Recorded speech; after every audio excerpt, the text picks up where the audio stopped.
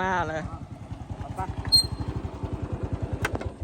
เตรียมพร้อมเลยพี่น้องเอ้ยพอตอนซีไปตัดเขากล้าเลยพี่น้องหารับงานเมาจบเลยรับงานเมาบอกคือที่น้ำมันไปนำมันรับงานเมาจากตัดเขาพี่น้องพอเราเมื่อสิไปหลับจ้างพี่น้องหับงานเมาก็เลยถือจักถือยังไป4 คนเนี่ยมันบ่แล้วไปกับไผแหน่ลุงรักตอนเลยตะลิวนี่นวด3-4 คนมันจะเฮ็ดมันแล้วเมาเลยมันบ่แม่นเท่าไรให้เมา3,500เบิดทงจากสิลุบเลยสิยังไงพี่น้องเลยรอรุ่นเบิ่งพี่น้องงานแรกพอน้องเมยพอเท่าเลยแล้วก็อีโมเป็นอีกพี่น้อง2 คนเป็น3,500รายค่าน้ำมันออก500น้ำมันเท่าไรค่าน้ำมันออกบ่พอดีเบิดทงรอรุ่นมาสิคุ้มบ่ต้องยักคันแหลมภายในมือหนึ่งอาจีคุมอยู่คันโมแล้วหอด20,000ลุยเลย ลุยลายเติบได้ลายเติบฮักคืดว่าแล้วนะให้แล้วนะมึงขาเบิ้งคนคืดว่าให้แล้วคนไม่ได้ย่างเลาะมึงทำไรคนไปจอดในเคียงแล้วเลยคนแนมเบิ้งเลยคนว่าให้แล้วลูกตายโอ้อันนี้ว่าหน่วยงานออกล่าหับเมาจัดไปนอนมันหลังตาสิแล้วอีกว่ามือนี้ให้มันแล้วเลยเนาะมือเดียวเลยบ่หับอีกบ่เฮาสิไปนำนี่ตายมันแล้วมือเดียวหลดโอ้ยพุ่นละเครื่องไปแล้วพี่น้องพอน้องเมยไปแล้วไปรับงานเมาจ้า3,500จักคุ้มบ่คุ้มพี่น้องเดี๋ยวถ่าเบิ่งเพิ่นตัดแล้วพุ่นแหละว่าสิแล้วมื้อนี้บ่เนาะเดี๋ยวสิไปจอบอยู่เพิ่นว่างไปกับทีมงานเป็น4 คนเก็บแป๊บเดียวนึงโอ้ยอันตัวนั้นยังว่าเก็บแป๊บเดียวนี่เอาห้องนี้ริ้วนี่ไปตื้มใช่เองนี่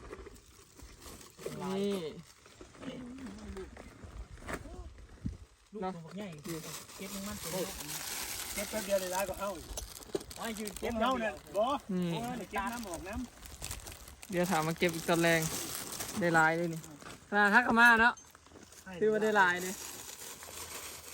ของเจ้าน่ะได้หน่อยเพราะว่าเก็บไปน้ำเหี่ยไปน้ำเด้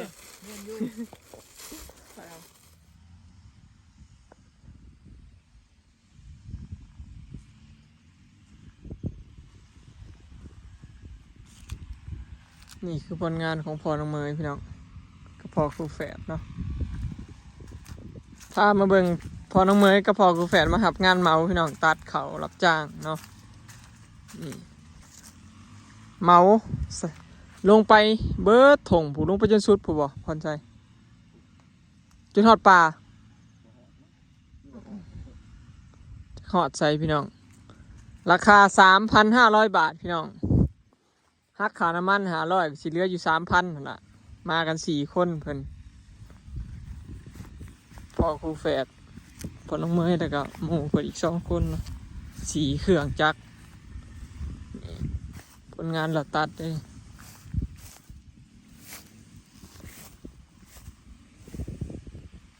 ลยตามมาดูเนาะพามาเบิ่งพี่น้องว่าคุ้มบ่เนาะราคา 3,500นี่ก็แมนเรียงลงไปตามนี่เลยบ้านเขากำลังหิดอันหวานเขาพี่น้องอันนี้เป็นหน้าหวานเด้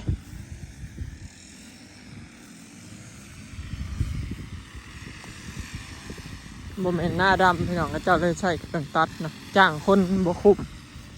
คันข่าวหน้าหวานนี่จ้างคนเกี่ยวนี่บ่คุ้มแม่มันบ่ไปบ่มาพี่น้องนั่นแล้วเสียงจักรดังสนั่น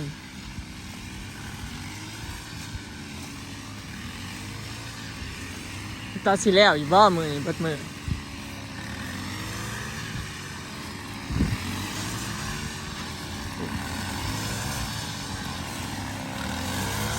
คนละเครื่องโบเดินกันแล้วเนาะช่วงว่างช่วงพอครูแฝดก็ไม่ได้เกี่ยวเขาส น้ำมือกับบริเกี่ยวเขาได้พากันมาหลับจ้างงานเมา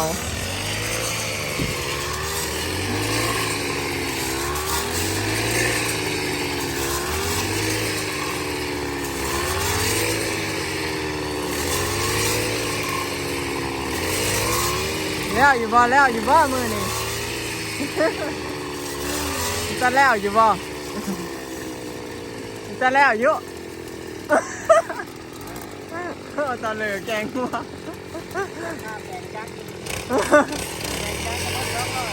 บ่โอ้ยแปลงจักกับเบิด200แล้วมาเท่าเลยวะ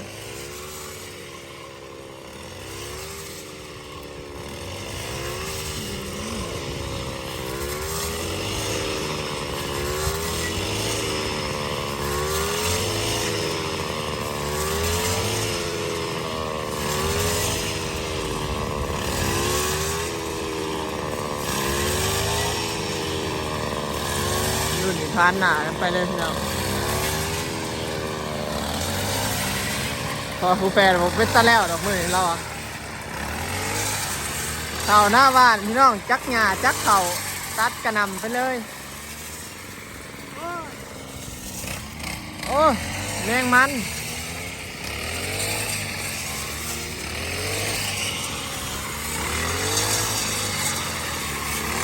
โอ้เก็บแมงมันไปนั่นตัด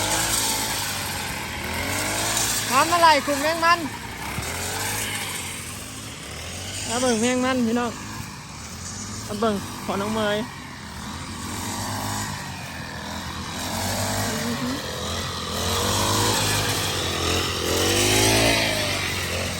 แมงมันหลาย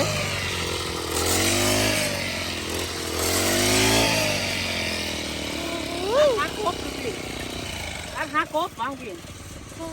ยังไปไหน จะแล้วอยู่วะ ลายแค่มัด ลงไปจนสุดเนาะผมวะ แม่นเบิดแค่นี้ แล้วนี่ลงไปจนสุดเลย ข้างน่ะแม่นเบิดอ่ะ อันนั้นก็แม่นบ่น่ะนะแล้วก็อ้อมมาฮอดพี่ปลาโถลายเติบบ่แล้วดอกมือนี่บ่แล้วดอกพี่น้อง ทำมาแล้วก็ซ้ำเศร้า แม่นนาสิได้ซ้ำเศร้ามื้ออื่นนะสิแล้ว แต่คันเล็กมือกันแล้วอยู่แล้ว เห็นว่าก็ได้สิเร่งปานนั้น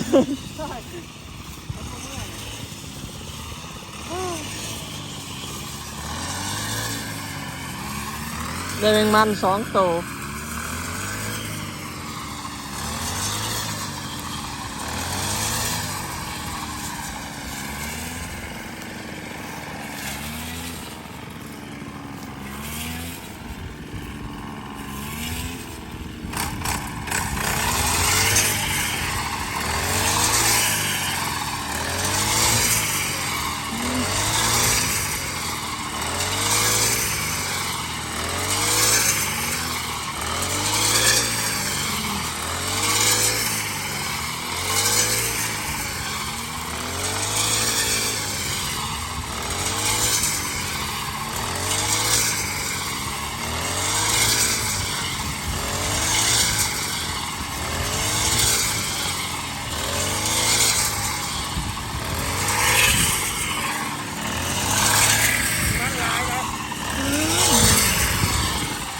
หลายแมงมันหลายเด้อพี่น้อง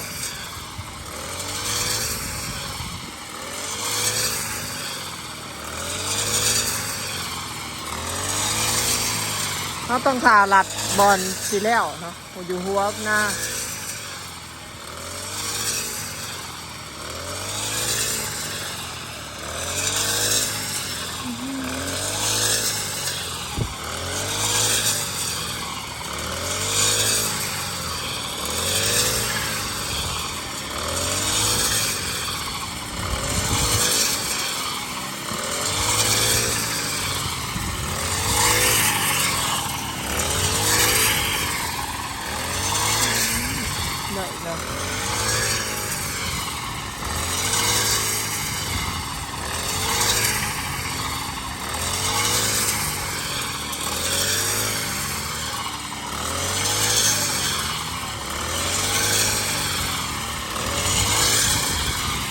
านหลาย4 คนพี่น้องครับเมา 3,500คุ้มบ่พี่น้องตั้งแต่เทิงผู้ตัดมาแต่เทิงผู้เนาะลงมาที่ลงแมนเบิร์ดพี่น้องอยู่ลุมลงไปฮอดพูดเนาะนะเราออกมานี่ฮอดนี่กับชุดเบิร์ดเนาะพี่น้องว่าคุ้มบ่3,500คุ้มบ่เนาะคอมเมนต์มาพี่น้องรับเหมาวันว่างๆของพ่อครูแฝดกับพ่อน้องเมยเนาะช่วงนี้กับบริเกี่ยวเขาก็เลยพากันมารับเหมา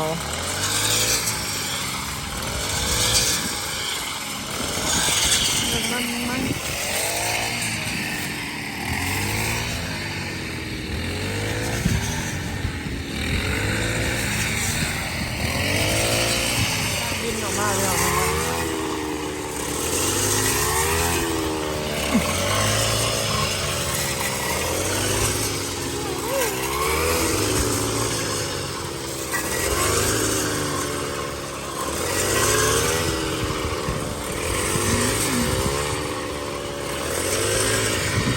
ฝนก็ตกพอฝนหน่อย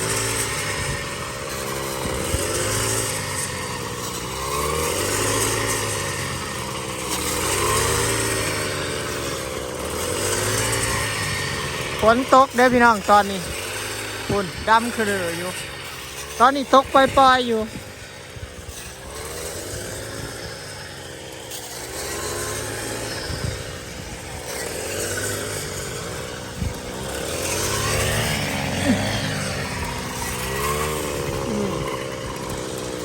นี่นะพี่น้องอาหารแซ่บบ้านเฮาเนาะคือแมงมัน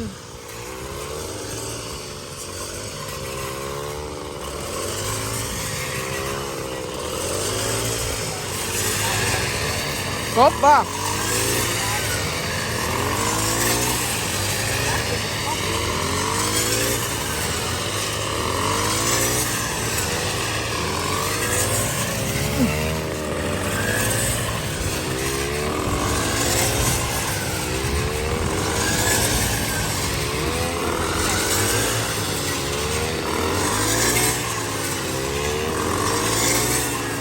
ทั้งตัดทั้งไหลสุกมันพี่น้องฮะยังมีใส่นี่ตัวนึงไปทั้งหมดไล่หาเห็นไหมเขาไปโอ้จัดต่อแข่งพ้นบ่หลายดอกต้องแค่เดียวเขา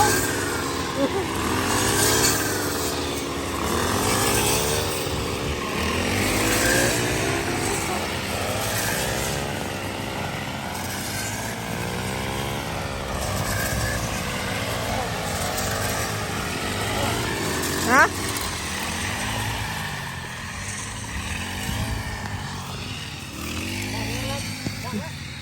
ไม่ใช่เลยแล้วพี่น้องยังเหลือ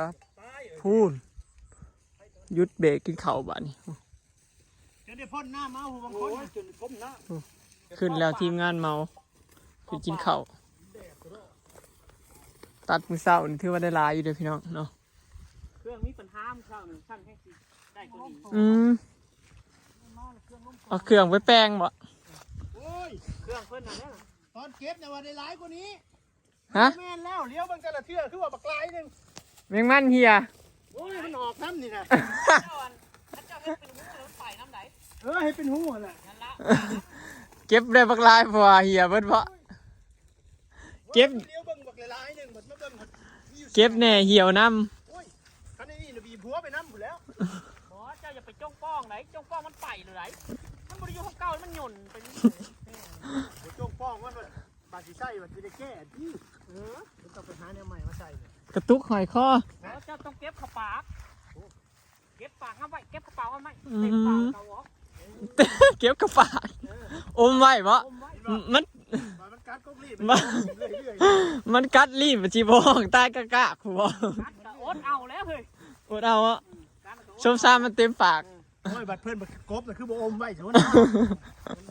เฮ้ยบัดใส่ถุงนี่นางกบไปบ่บ่ หมอพันธุ์กบสองตัว ตัวที่3มาอยู่คุกข้ากันหรือว่ามุนยุกอยู่ ใหญ่เติบเลยเนาะยามนี่กบ เล่นบอลรถเป็น ทีมงานตัดเข่าพี่น้องฝนตกมาแจ๊กๆใครแต่มันหยุดใช้อันนี้บอกกับเขาสุดเจ้า นี่กบ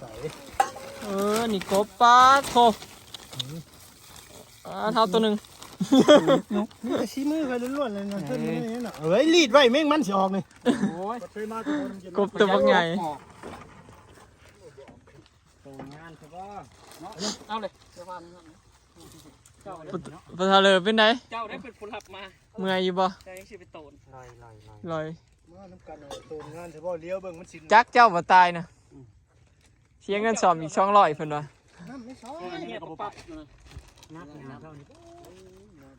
น้ำโค้กเครื่องตั้งเอาเลย น่าสิมื้ออื่นพุ่นล่ะพี่น้องแล้วมื้อนี้บ่แล้วดอกเพราะว่า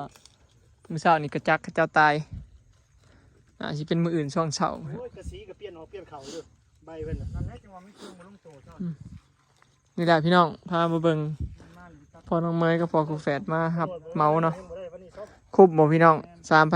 3,500รับเมาตัดเบิดทงเนาะโอเคเนาะพี่น้องคลิปนี้ก็